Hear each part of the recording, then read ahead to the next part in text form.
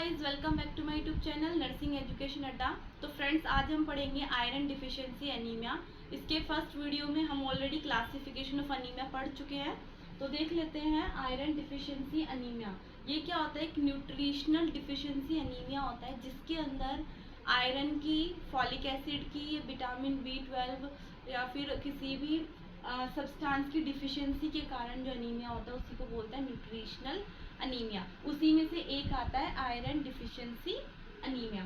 तो ये क्या होता है? ये most common type of anaemia in the developing country. जो डेवलपिंग कंट्री है लाइक हमारा इंडिया है, इसके अंदर तो ये क्या है? Most commonly type of present है, डिफिशिएंसी होती है जो डेवलपिंग कंट्री में प्रेजेंट है।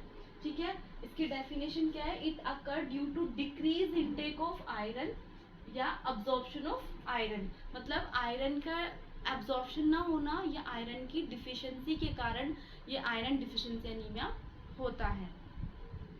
नेक्स्ट आता है इसकी ईटियोलॉजी की। ईटियोलॉजी में क्या है कि कोई पर्सन अगर इनटेक नहीं, या फिर एडोलेसेंट गर्ल है, अगर फिर कोई भी अगर वो आयरन नहीं ले रहा है प्रॉपरली तो उनको भी डिफिशिएंसी हो सकती है। नेक्स्ट आता है डिक्रीज एब्जॉर्प्शन ऑफ आयरन। या किसी भी कारण की वजह से, जैसे स्टमक में अल्सर है, गैस्ट्राइटिस है, ड्यूडनल में अल्सर है, कुछ भी किसी भी इन्फ्लामेशन की वजह से, माल एब्जॉर्प्शन की वजह से, इंटेस्टाइन में ऑब्स्ट्रक्शन की वजह से अगर आयरन एब्जॉर्ब नहीं हो रहा है तो भी वो क्या कॉज कर सकता है? Iron deficiency anaemia.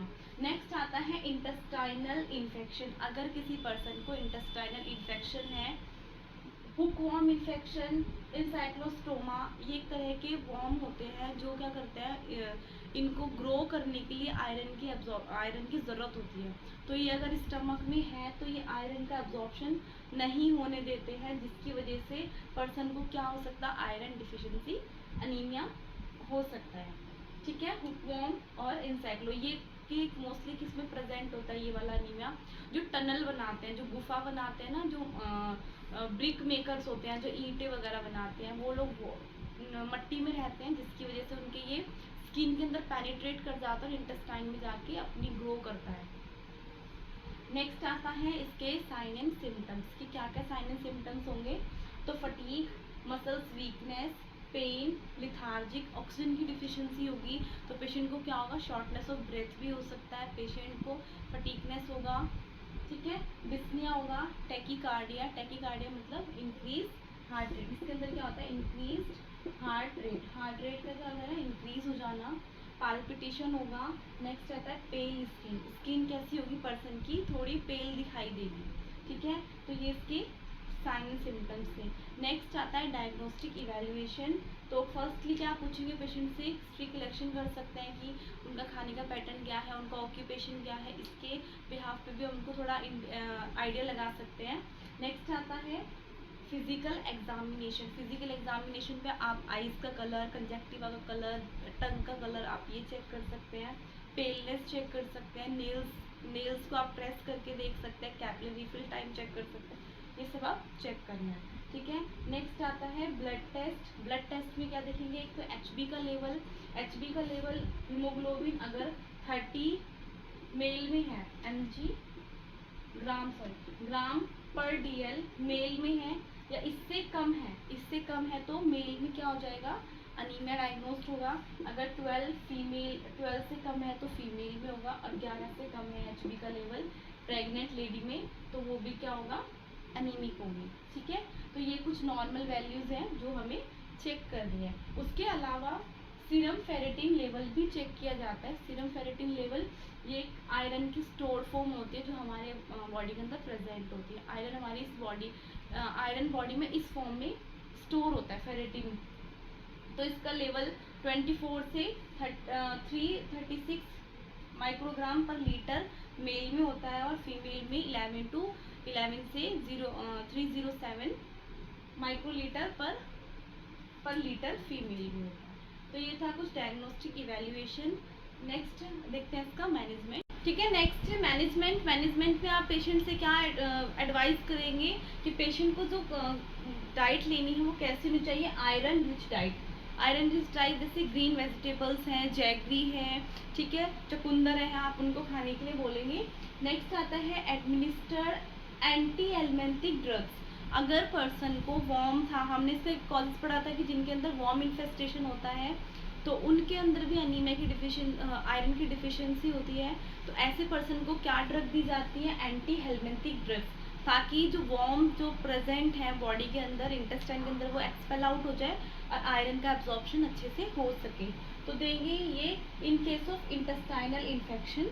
ठीक है, नेक्स्ट आता है administer iron supplement with vitamin C. Vitamin C क्या होता है, जिसमें जो खट्टी चीज़ें होती है ना, सोल वाली चीज़ें जो होती है, वो क्या करती हैं, आयरन के एब्जॉर्प्शन में हेल्प करती हैं। तो इसीलिए आप उनसे एक एडवाइस करेंगे कि जब भी आप आयरन की टैबलेट लें या आयरन वाली चीज़ें लें तो किसके साथ लेनी है, अपने विटामिन सी रिच फूड के साथ लेनी है, जैसे ऑरेंज जूस हो गया, आंवला हो गया, आप उनको बोलेंगे। नेक्स्ट आता है advice to person to take iron supplement in between the meal, खाने के बीच में क्या है, मेडिसिन लेनी है।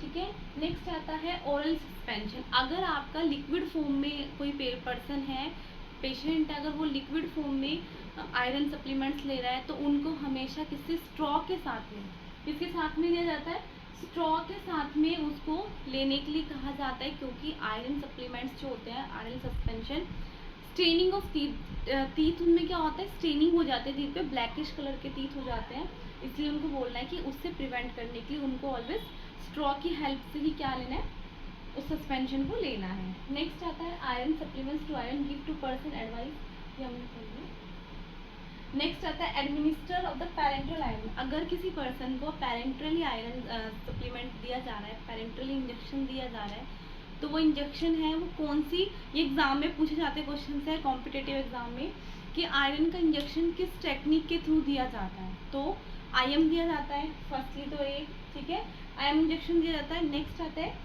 जेट ट्रैक टेक्निक, इसके अंदर बटक्स या फिर जो मसल्स हैं उनको थोड़ा पुल डाउन करके इंसर्ट किया जाता है नीडल को, एंड देन जब नीडल को विड्रॉ करते हैं तो वापस से स्किन जो होती है पुल बैक हो जाती है। एक तो जेट ट्रैक टेक्निक होती है, उसके अंदर ये क्या, इसका क्या पर्पस होता है, ताकि जो मेडिसिन दी है वो उसका बैक फ्लो ना हो और टिश्यू में इरिटेशन ना हो, इसके प्रिवेंट के लिए, इसीलिए पर्सन को जेट ट्रैक टेक्निक के थ्रू आईएम इंजेक्शन दिया जाता है। तो ये था कुछ मैनेजमेंट। नेक्स्ट आता है आयरन सप्लीमेंट्स अगर किसी को दिया जा रहा है तो उसके क्या क्या साइड इफ़ेक्ट आते हैं, तो आपको ये चीज़ें हेल्थ एजुकेशन में, अगर पेशेंट आपका डिस्चार्ज हो रहा है या फिर आपके साथ हॉस्पिटल में एडमिट है, तो आपको ये बताना है कि कैसा जो पेशेंट का स्टूल है वो ब्लैक कलर का होगा। ठीक है, उसको कॉन्स्टिपेशन की वो रहेगी प्रॉब्लम, मतलब कॉन्स्टिपेशन होगा इसका साइड इफेक्ट, तो पेशेंट को हाई फाइबर डाइट भी एडमिनिस्टर्ड करनी है ताकि कॉन्स्टिपेशन से प्रिवेंट किया जा सके, और फ्लूइड लेने के लिए बोल रहा है। नेक्स्ट आता है फाउल स्मेल आफ्टर टेस्ट, जब भी उन्हें टेस्ट किया तो एक फाउल स्मेल आती है, ये भी उनको बॉडी के अंदर पेशेंट की आयरन की बहुत ज़्यादा टॉक्सिटी हो गई है, तो उस टाइम पे पेशेंट को एंटीडोट दिया जाता है, डिफ्रॉक्सामिन, ये इस नाम से इंजेक्शन आता है, वो पेशेंट को एडमिनिस्टर्ड किया जाता है ताकि आयरन के जो भी टॉक्सिटी हुई है उसको कम किया जा सके। तो ये था पूरा आयरन डिफिशिएंसी का मैनेजमेंट। नेक्स्ट वीडियो में मिलते हैं नेक्स्ट टॉपिक के साथ, तब तक के लिए आप पढ़ते रहिए।